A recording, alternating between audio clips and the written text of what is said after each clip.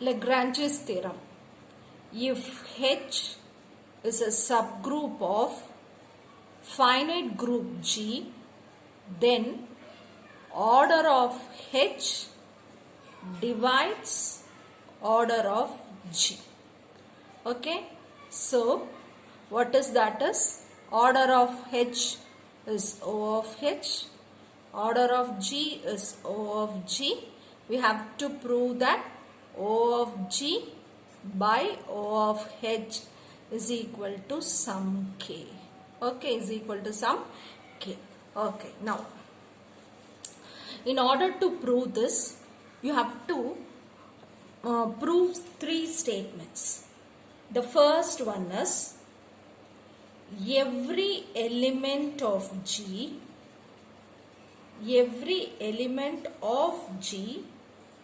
is in some left coset of H in G. For this, let us see this example. This is an example with left coset. This is the group G. This is the subgroup. This is the group. Okay.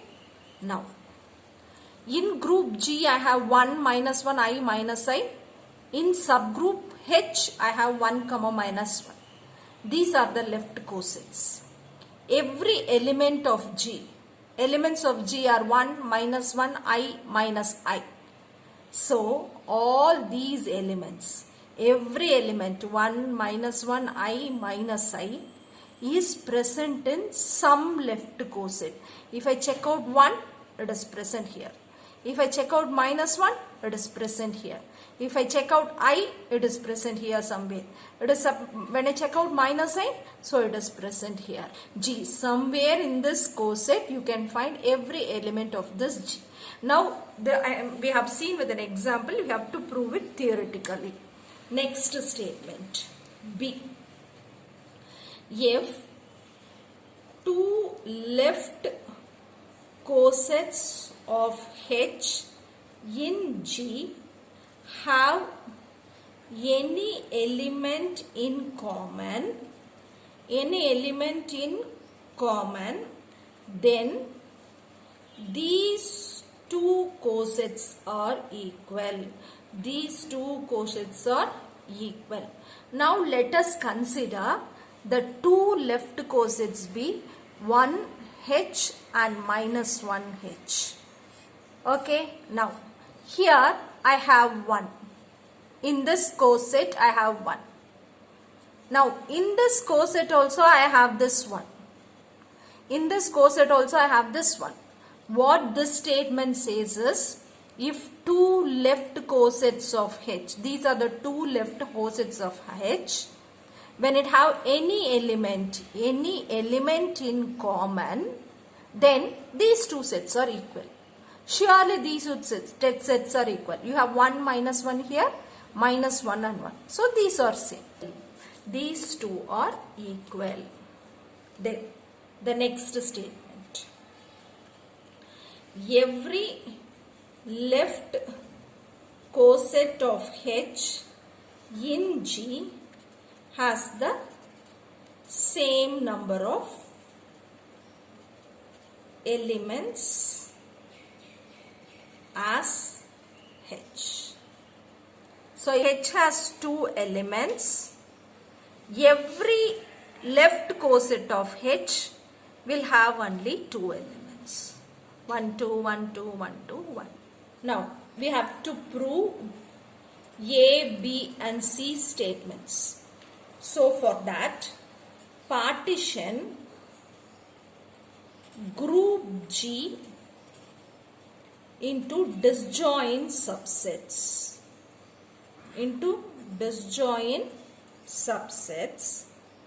Next, each subset has same number of elements. As H. Number of elements as H. Now what is my first statement? Every element of G is in some left coset of H in G. Okay. Now consider if A is an element in G. A is an element in G. Then A is in the left coset of some GH. Okay. Now in this example, let us consider the element 1 to be as A. Okay. Now A is an element in G. Then this A is present in some left coset of H, that is GH. So it is present in this coset. So this is my GH. This is my GH. Here I have my A. Now we are going to prove the second statement, that is B. If two left cosets of H in G have any element in common, then these two cosets are equal. Suppose if I have a common element 1 here and I have the common element 1 here in this two cosets, if I check out, these two cosets will be equal. It is surely equal. 1 minus 1 minus 1, 1 is equal. So these two cosets are equal. We are going to prove that theoretically. Now A and B are elements of G. A and B are elements of G. Then AH comma BH left cosets. Now X an element in both cosets AH comma BH. Okay, now A and B are elements of G. Let my A be 1 and B be minus 1. This might be my A and this might be by B. Now AH and BH. So this will be my AH and this will be my BH. Okay. X is an element in both cosets AH and BH. So 1 is that particular element. How can I write this one? 1 A into this one. This is minus 1. I have 1 into minus 1. Here it is minus 1 into 1 and it is minus 1 into minus 1. It is a multiplicative group. It is a multiplicative group. Okay. Now this X can be written as AH1, and for this, when it is in B, it can be written as BH2.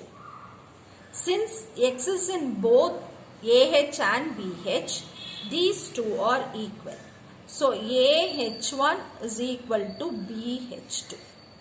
Okay. Now, since H is a subgroup,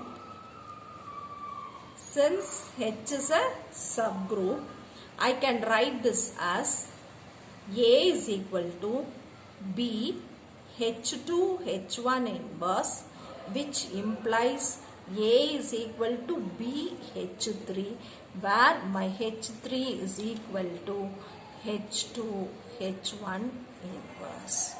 Now we have to prove AH is equal to BH. Keep in mind that we know A is equal to BH3. Okay, this is the one which we have found before. Now AH is a subset of BH or is equal to BH. Take an arbitrary element from AH from AH. So let this might be my AH. Okay, from this I am taking this arbitrary element AH. Okay, now for some H in H. for some H in H. Okay. We know that A is equal to BH3. We know that A is equal to BH3 here. So now this AH is equal to BH3H. So this means that it is present in some H of B.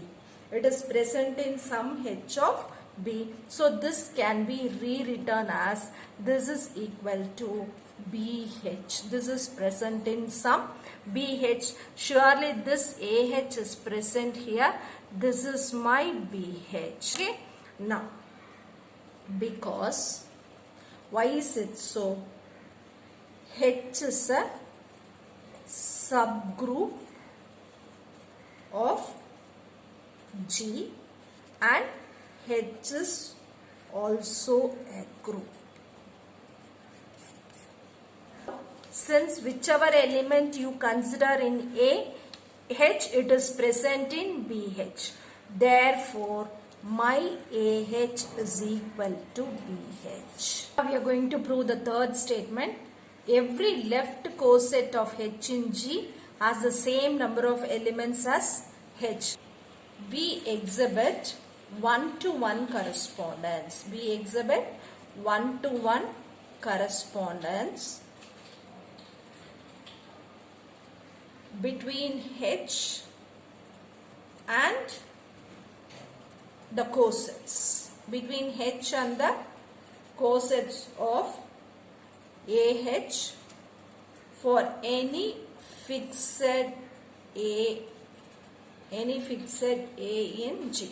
See, when I say one-to-one correspondence, for each and every element of this, you will have one element here. So for this element, you will have one element. Again, if you have one more element, you will have one more element here. So when you check that there is one-to-one correspondence, then you will come to know that there are only equal number of elements. Define the function. Define the function. It is some function from H to AH. This side of H is equal to AH. Some element AH. Some functionality you perform and you get this element as AH. Okay. For each H in H. So for every H you will have an element. For every H you will have an element. Every element of AH. This is my AH. This is my AH. Is of the form AH. Surely AH, it is of the form AH only. Okay. For some H in H. So here my H is, what is my H here? This one, 1. So here it is A into 1. When I consider it is A into minus 1. So here my H is minus 1. This minus 1 here. So every element of AH is in the image side. Surely this function will be only used. So from this we conclude that for every, this is my AH, this is my AH. So here my, this is my H values. This might be H1, this might be H2. So this is AH1 and this is AH2. So all the elements of the form AH1, AH1. For this H1, I can have an one-to-one correspondence for this. For this H2, I can have an one-to-one correspondence for this AH2. Again, when I have an H3, I'll have a one-to-one correspondence for AH3. So here I exhibit a one-to-one correspondence. Okay, so that has to be written. Now, a typical element of AH, of the form AH for some H in H this h here is 1 and this h here is minus 1 for some h, and this element is equal to phi of h. That is the multiplicative function. Therefore, phi is 1 to if h1 and h2 are two elements such that h1 comma h2 belongs to capital H. So it is in H. We have phi of h1 is equal to phi of h2. Then a h1 is equal to a h2. Therefore, h1 is equal to h2. Thus, 1 to 1. Now, partition G into cosets.